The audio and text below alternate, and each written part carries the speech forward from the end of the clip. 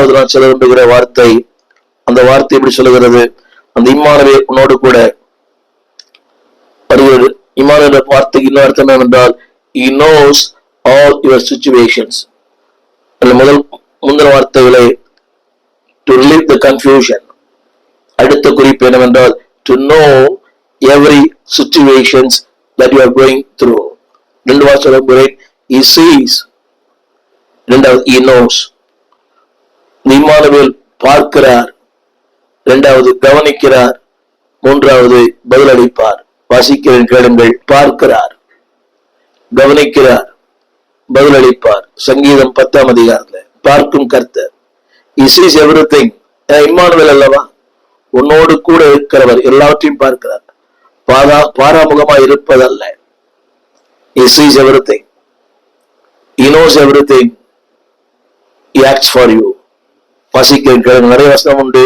அது ஒரு வார்த்தை 10:28, he knows everything. ஆத்துமாக்களை கொல்ல வல்லவர்களாயிராமல் சரீரத்தை மாத்திரம் கொள்ளுகிறவர்கள். அப்படியானால் அவருக்கு தெரியும் இல்லையா, உங்களை யாரெல்லாம் பாடுபடுத்துறாங்க, யாரெல்லாம் வேதனைப்படுத்துறாங்க, வார்த்தைகளால், செய்திகளால், பேஸ்புக்ல, ஊடகத்துல யாரெல்லாம் உங்களை கொலை செய்கிறார்களோ. திரும்ப சொல்லுகிறேன், அதாவது சில பேர் ஆத்மாவையும் கொள்றாங்க, சில சரீரத்தையும் கொள்றாங்க. இத்தனை புதுவெளி எழுதுகிறார்கள் மொழிகளை குறித்து அவதூறாக. தேவன் சொல்லுகிறார், அப்படிப்பட்ட நேரங்களில் I am with you. ஒரு ஆமென் சொல்வீங்களா? கவனிங்கள், உங்கள் ஆத்துமாக்களை கொள்ள. இரண்டாவது, அது முடியல. ஒண்ணு சரீரத்தை கொள்ளணும், இல்ல ஆத்துமாவை கொள்ளணும். ரெண்டுமே முடியாத போது தேவன் சொல்லுகிறார், ஒருவேளை அவர் வெற்றி பெற்றிருக்கலாம். அவர் சொல்லுகிறார், நீங்கள் பயப்பட வேண்டாம். ஏனென்றால் கவனிங்கள், நீங்கள் பயப்பட வேண்டாம். அதுல ஒரு வார்த்தை மறைந்திருக்கிறது. அந்த வார்த்தை என்னவென்றால் I am with you. அடுத்த வார்த்தை படிக்கிறேன். அடுத்த வசனம், அதாவது உங்கள் தலை மயிரெல்லாம் எண்ணப்பட்டிருக்கிறது. 31 வசனம், 10:10-31, நீங்கள் பயப்படாதிருங்கள். நீங்கள் அடைக்கலான் குருவிகளை பார்க்கிறோம், நீங்கள் விசேஷித்தவர்கள், நீங்கள் பயப்படாதிருங்கள். அதனுடைய இன்னொரு கருத்து என்னவென்றால் I am with you. ரெண்டு பேரும் சொல்லுகிறார், மனிதர்களை சொல்லுகிறார், சரீரத்தை சொல்லுகிறார், பறவைகளை சொல்லுகிறார். அதை அடைக்கலான் குருவிகளை பார்க்கிறோம், நீங்கள் விசேஷித்த அல்லவா. அது வார்த்தை இருக்கிறது, உங்கள் பிதாவின் சித்தம் இல்லாமல். அப்படியானால் அந்த வார்த்தையில இன்னொரு கருப்பொருள் என்னவென்றால் I am with you. திரும்ப சொல்லுங்க, அதுல 1,000 தரையிலே விழாது. அது எப்படியா?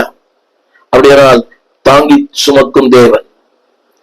அது விழும்போது உன்னை சுமக்கிற கர்த்தர். எனக்கு கவனிக்க நன்றாக.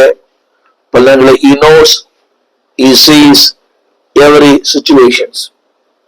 உங்கள் ஆத்துமாவை, உங்கள் சரீரத்தை, ஆன்மீக வாழ்க்கையை, உங்களுடைய அர்ப்பணிப்பை. எவ்வளவு பேர் உண்மைதான் பலங்களை சில செய்திகளை கேட்கிறோம், சில செய்திகளை கேட்கிறோம். புதுவை சொல்ல முடியாது, சொல்ல முடியாது. அதை கேட்கும் போது மனசு ரொம்ப துக்கமா இருக்குது. அடுத்து பேச முடியல, பிரசங்கம் பண்ண முடியல. சொல்லிக்கொண்டே போகலாம். புரியுது உங்களுக்கு? அது அவர் செய்ய முடியாத போது இன்னொரு வைத்து பேசுகிறார், ஒரு அரசியல்வாதியை வச்சு. இது ஒரு அனானிமஸ் போன் கால்.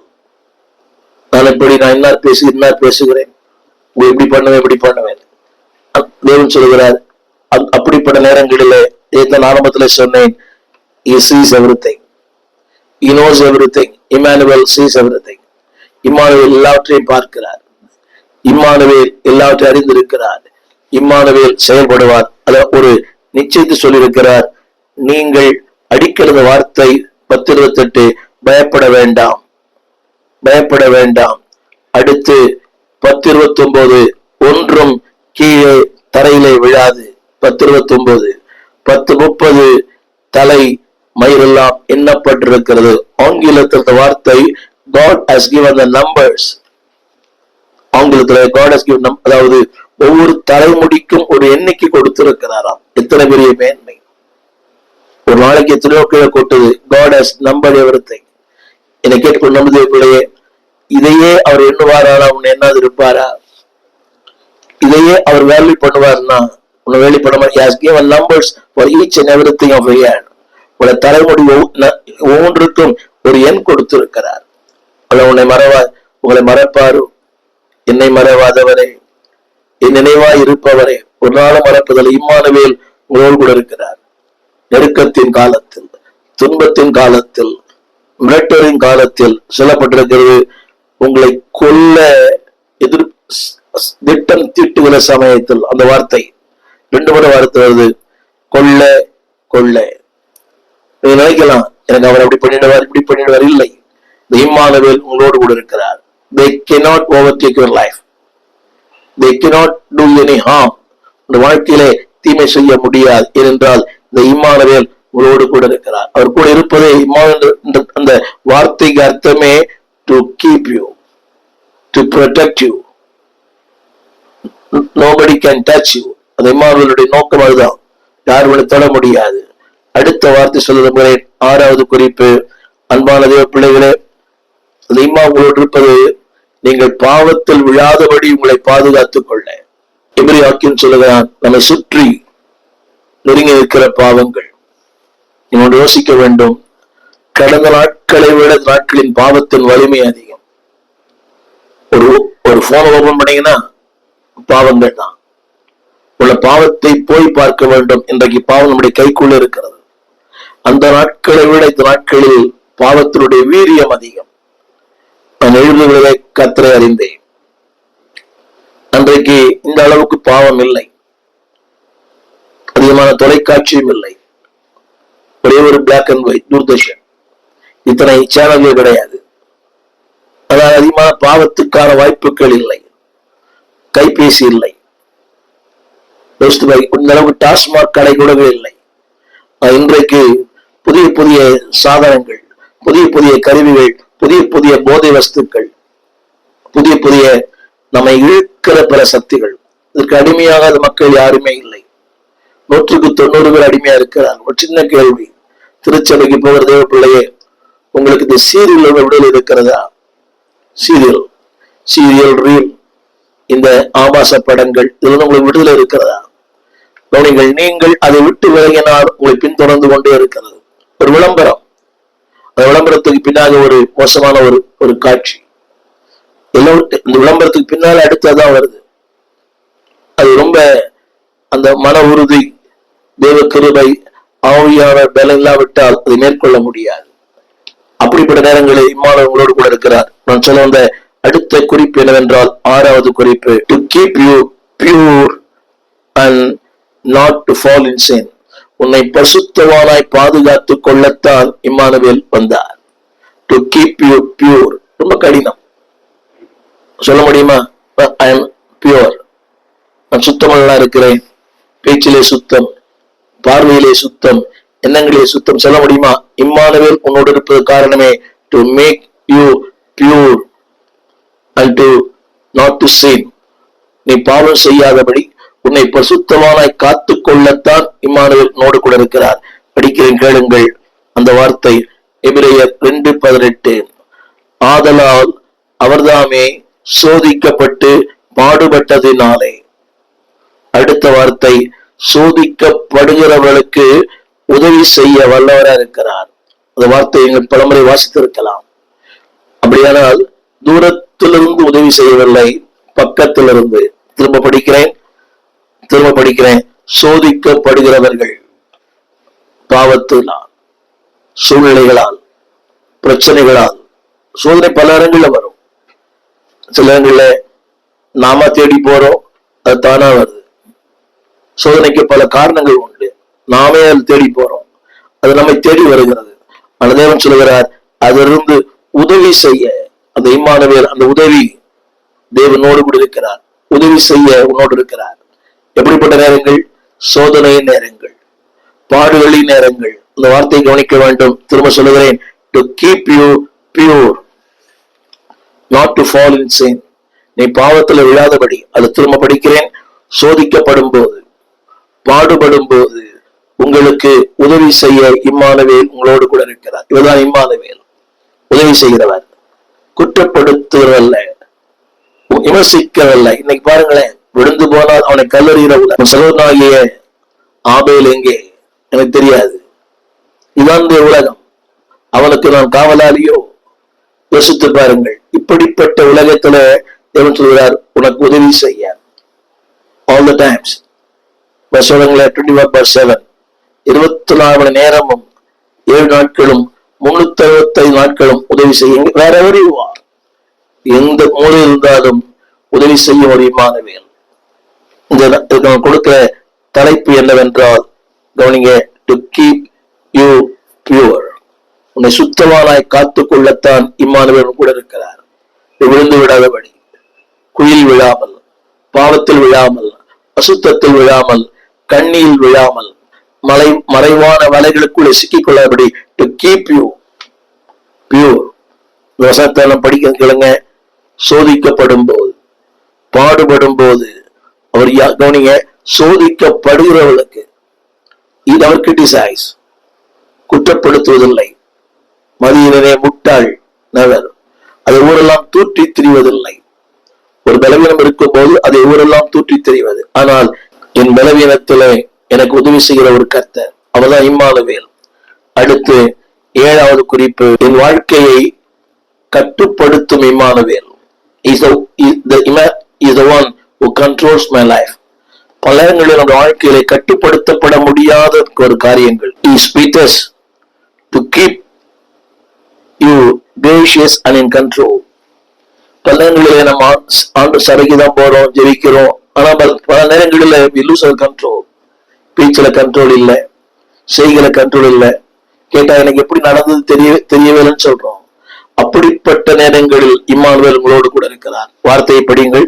நான் பலமுறை படித்திருக்கலாம், இதை முதன்முறை வாசிப்பது போல வாசியுங்கள். பிலிப்பியர் 4:5, உங்கள் சாந்த குணம் எல்லாரும் மனுஷருக்கும் தெரிந்திருப்பதாக.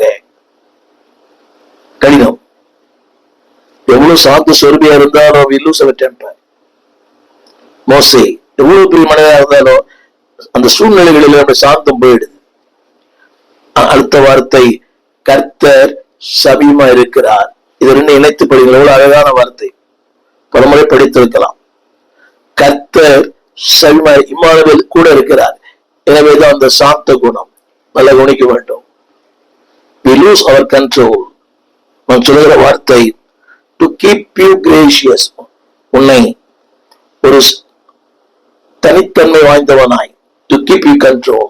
அன்னைக்கு சொல்றேன் இல்லையா, கண்ட்ரோல் இல்லாம பேசுறது, கோபத்தை அடக்க முடியல, பேச்சு அடக்க முடியல. இத்தனை தட்டு பறக்குது, டம்ளர் பறக்குது, சமையல ஒரே சத்தம் தான். பேச முடியல. பேச முடியாத ஒன்றை வேறு ஒன்றினால் அதை பிரதிபலிக்கிற மக்கள் ஏராளம். கதவை சாத்துறது, பாத்திரத்துக்கு அப்படி பட்டணம் வைக்கிறது, இதெல்லாம் எதிர்வினை ஆற்றுகிறது. ஆனால் தேவன் சொல்கிறார், அப்படிப்பட்ட நேரங்களில் அந்த வார்த்தை கவனிங்கள், கர்த்தர் சபியமா, இம்மானுவேல் கூடவே இருக்கிறார். சொல்றாரு, cool down, he will make you cool. உங்களை சாந்தப்படுத்துகிறார். அதுதான் இந்த இம்மானுவேல் என்ற வார்த்தையின் பொருள். இப்படிப்பட்ட நேரங்களில் we lose our temper. நீங்க பாருங்க, வார்த்தையினாலதான் சண்டையே வருது. வார்த்தை, அவர் ஒண்ணு பேச, இவங்க ஒண்ணு பேச.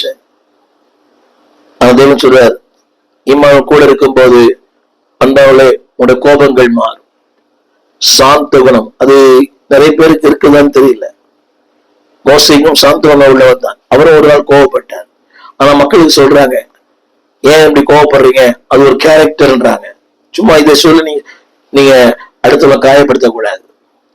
அப்படியானால் இம்மானோட கூட இருப்பது டு மேக் யூ கூல்.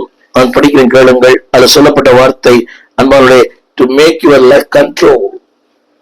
அந்த கண்ட்ரோலே இல்லை. என்ன பேசுறோம், ஏது பேசுறோம், அப்பா கிட்ட தான் பேச, மனைவி கிட்ட, புருஷன் கிட்ட பேசுறோம், என்ன பேசுறோம்.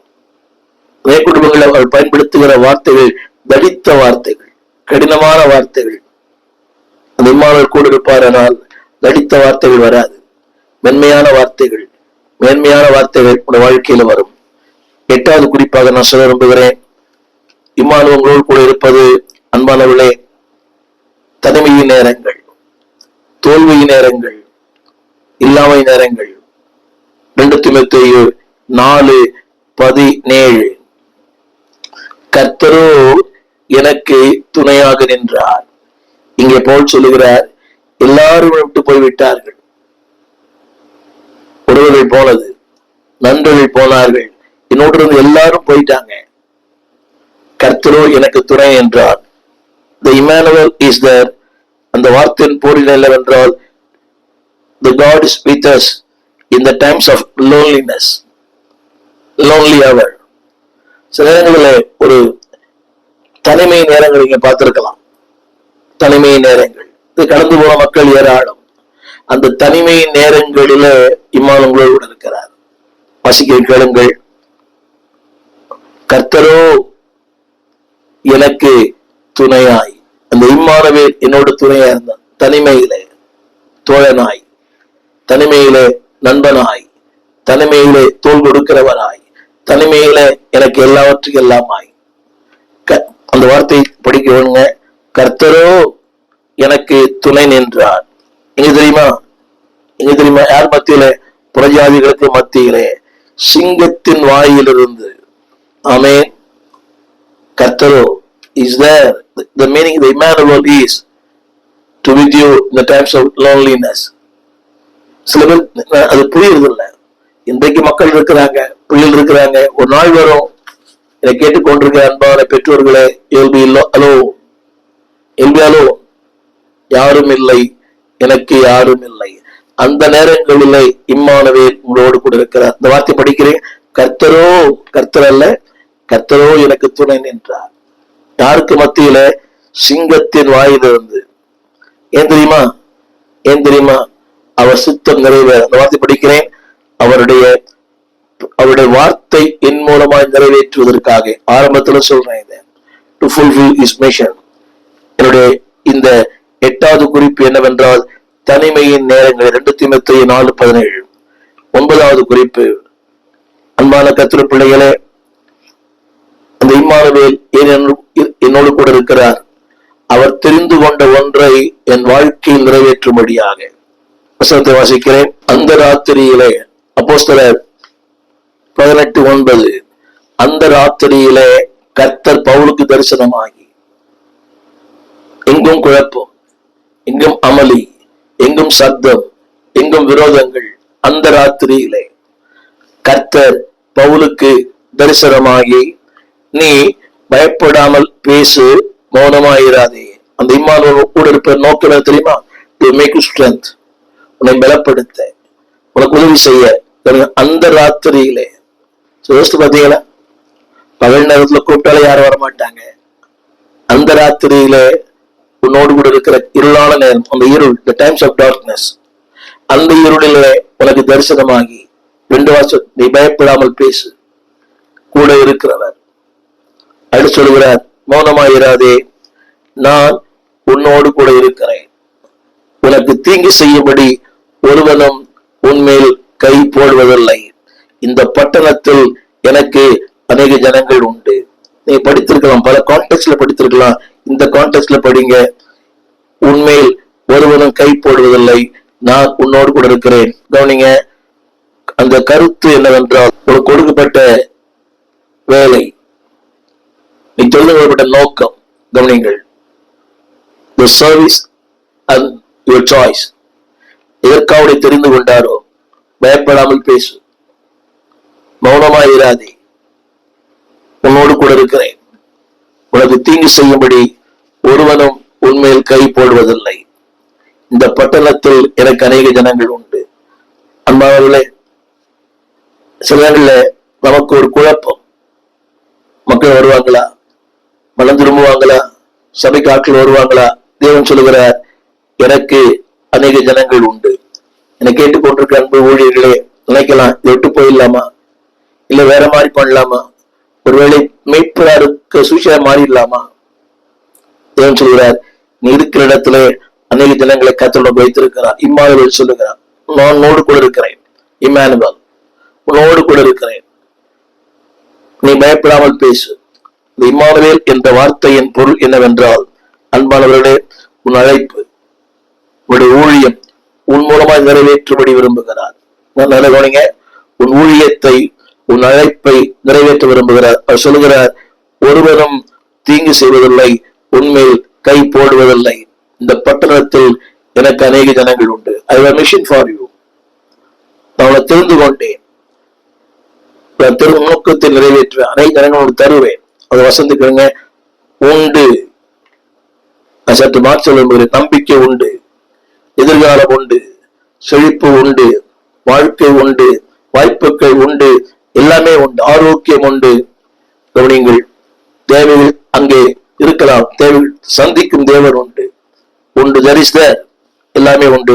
ஆங்கிலத்துல இந்த வார்த்தை அழகா போட்டிருக்குது, nothing will harm you. அடுத்த ஒரு வார்த்தை அதுல சொல்லப்பட்டிருக்கிறது, do not be silent. அடுத்த ஒரு வார்த்தை கவனிங்க, no one will attack you, no one will harm you. இன்னொரு வார்த்தை சொல்லப்பட்டிருக்கிறது, everything will come to pass. உன் வாழ்க்கையிலே அந்த இம்மானுவேல் சொல்லுகிறார், எல்லாவற்றையும் நிறைவேற்றுவேன். 10வது குறிப்பு, இம்மானுவேல் உன் வாழ்க்கை இருப்பது நோக்கம் என்ன? உன்னை அபிஷேகம் பண்ண, டு எம்பவர் அண்ட் ஓவர்கம். சூழ்நிலை மேற்கொள்ள, இல்லாமை மேற்கொள்ள, வெறுமை மேற்கொள்ள அவருடைய வல்லமை உனக்கு தரத்தான் நோடு கொண்டிருக்கிறார். டு எம்பவர் அண்ட் ஓவர்கம், வல்லமையை தரவும் சூழ்நிலை மேற்கொள்ளவும் தான் நோடு கொண்டிருக்கிறார். வாசிக்கிறேன், கேளுங்கள். பிலிப்பியர் 4:13. உன் பலவீனத்தில் உன்னை பலப்படுத்த, உன் இல்லாமையில் உன்னோடு கூட இருக்க, எதிர்மறையான சூழ்நிலைகளில் அவர் உன்னோடு கூட இருக்கிற சொல்கிறார், என்னை பலப்படுத்துகிற கிறிஸ்து. அப்படியானால் ஒரு பலவீனமான மனிதன், the reason Emmanuel is with you, உன்னை பலப்படுத்த, to empower, not only to empower, அது சொல்லப்பட்ட அடுத்த வார்த்தை அன்பான to overcome. இன்றைக்கு மேற்கொள்ள முடியவில்லை, அடுத்த சொல்கிறது, என்னை பலப்படுத்துகிற கிறிஸ்துவினாலே எல்லாவற்றையும், அந்த வார்த்தை கவனிக்க வேண்டும், எல்லாவற்றையும். that means I can overcome everything. முதலாவது பலப்படுத்துகிறார், எல்லாவற்றையும் செய்ய பலனையும் தருகிறார். பலப்படுத்துகிறார், எல்லாவற்றையும் செய்ய பலனை தருகிறார். என்னை கேட்டுக்கொண்டு அன்பு பிள்ளையே, படுக்கல் இருக்கலாம், வியாதியா இருக்கலாம், சோர்ந்து போயிருக்கலாம், பலப்படுத்தும் கிறிஸ்து. இரண்டாவது, எல்லாவற்றையும் செய்ய பலன் தரும் கிறிஸ்து. எல்லாவற்றையும் செய்ய பலன் தரும் இம்மானுவேல், பலப்படுத்தும் இம்மானுவேல், எல்லாவற்றையும் செய்ய பலன் தரும் இம்மானுவேல். நீ சொல்லலாம், வயசாயிடுச்சு, என்னால முடியல, இல்லை என்பானவர்களை. ஒவ்வொரு நாளும் குறைந்தது 3-4 செய்திகளை இந்த தொலைக்காட்சியிலே பேசுகிறேன், கூடுகையிலே பேசுகிறேன். நேற்று 3 கூட்டங்கள், இன்று 3 கூட்டங்கள். நான் சொல்ல ஒரே ஒரு கருத்து, பிகாஸ் இம்மானுவேல், அந்த இம்மானுவேல் கூட இருப்பதினாலே எல்லாவற்றையும் செய்ய, எதெல்லாம் முடியலையோ, முடியாது என்று தளர்ந்து விடாதே, எல்லாவற்றையும் செய்ய. அதாவது எல்லாவற்றையும் நீ விரும்புகிற ஒன்று அல்ல, தேவன் விரும்புகிற ஒன்று, தேவன் திட்டமிட்ட ஒன்று, தேவன் முன்குறித்த ஒன்றை செய்ய உனக்கு இம்மானுவேல் பலன் தருகிறார். கடைசியாக ஒன்றை சொல்லி முடிக்க விரும்புகிறேன். அந்த இம்மானுவேல் உன் வாழ்க்கையிலே எதை செய்ய விரும்புகிறார்? கடைசியாக ஒன்று, அன்பானவர்களை ஒன்றுக்காக சொல்லுகிறேன், உன்னை தேற்ற, உன்னை ஆற்ற, உன்னை அரவணைக்க, உன்னை பலப்படுத்த. திரையில் பாருங்கள், God is, the Emmanuel is with you to comfort. He is with you to release from sorrows. He is with you to strengthen you. 3 காரியங்கள், strengthen you from sorrows, to comfort. உன்னை ஆற்ற, உன் துக்கத்திலிருந்து விடுவிக்க, சாரோஸ். 3வது, உன்னை பலப்படுத்த. வாசிக்கிறேன், கேளுங்கள். தானியேல் புஸ்தகம் 3ஆம் அதிகாரம் 25ஆம் வசனம். 3:25, 3:25. அதற்கு அவன், இதோ 4 பேர் விடுதலை அக்கினியின் நடுவில் உலாவுவதை காண்கிறேன். ஒரு சம்பவம் தெரியும் நினைக்கிறேன். அக்கினி நடுவிலே உலாவதை காண்கிறேன். ஷாத்ராக், மேஷாக், ஆபேத்நேகோ, இதோ 4 பேர் அக்கினியின் 4 பேர் விடுதலையாய். ஹலோ, அக்கினியில் விடுதலை இருக்க முடியுமா?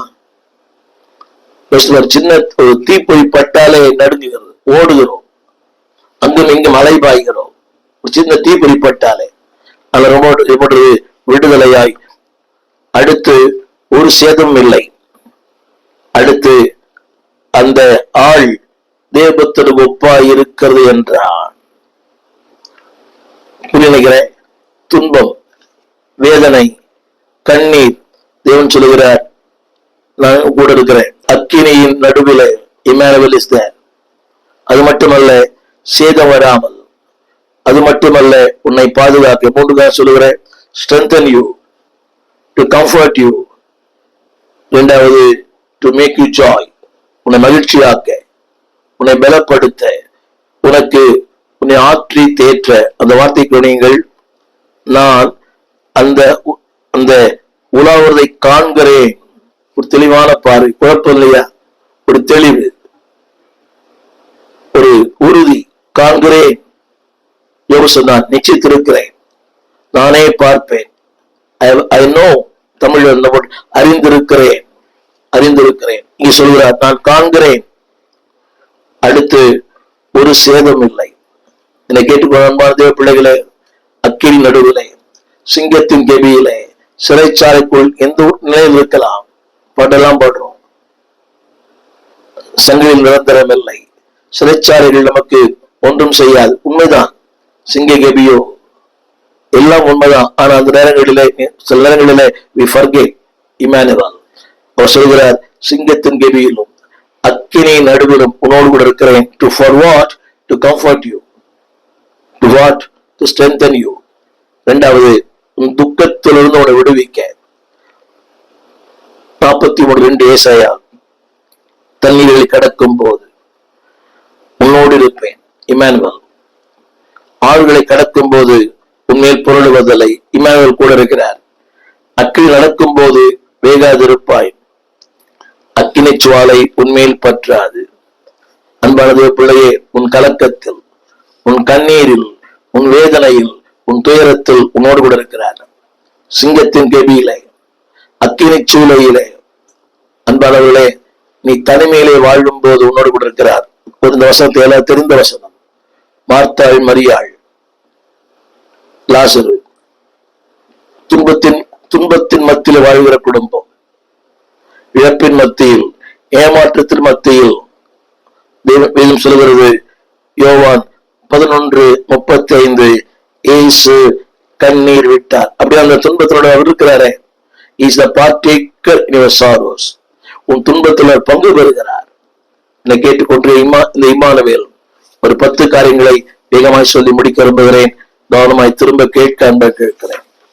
It's not repetition, it is a reconfirmation. Number 1, உன்னுடைய நோக்கம், உன்னை படைத்த நோக்கம், உன் அனுப்பின நோக்கம், உருவாக்கிய நோக்கத்தை நிறைவேற்றத்தான் உன்னோடு கூட இருக்கிறார். 2வது, உன்னை நடத்தும்படியாய்.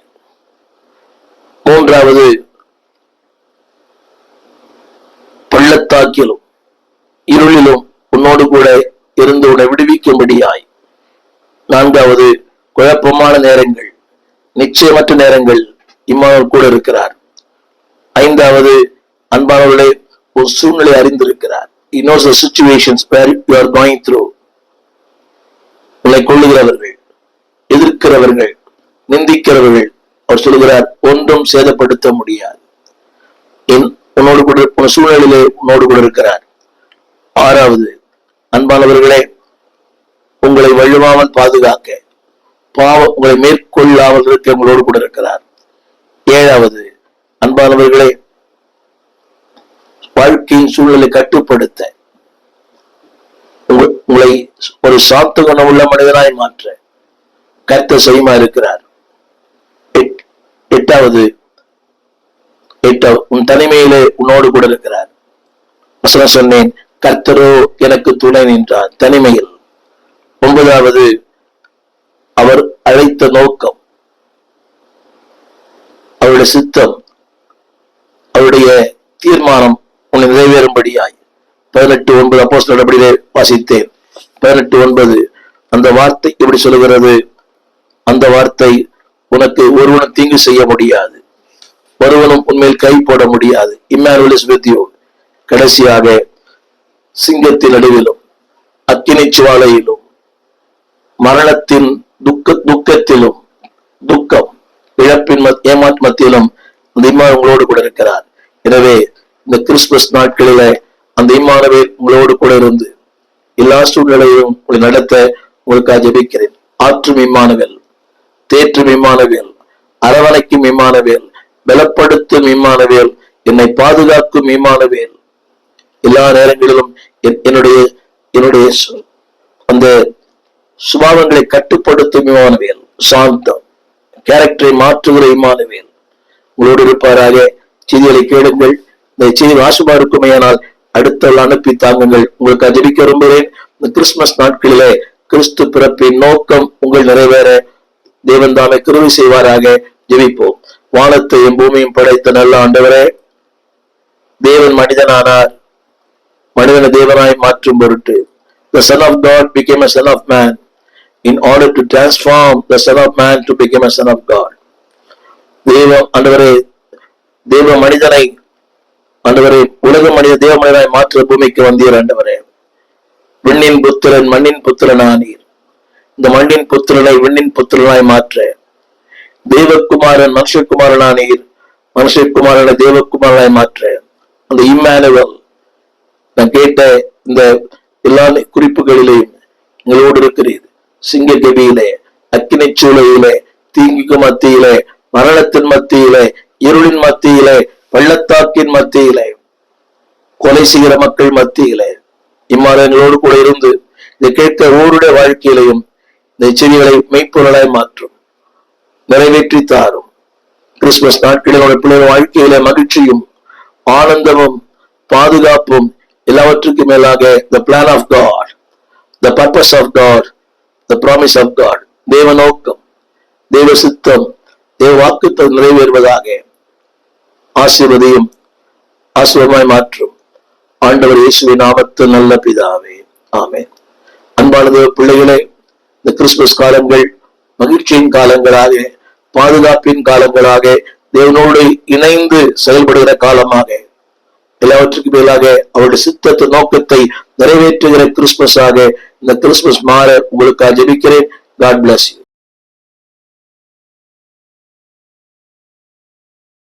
எங்கள் விலாசம் போதகர் ஸ்டீஃபன் தேவகுமார், திறந்த வாசல் சபை, நம்பர் 65, பரமானந்த தெரு, 7 கிணறு, சென்னை 600001.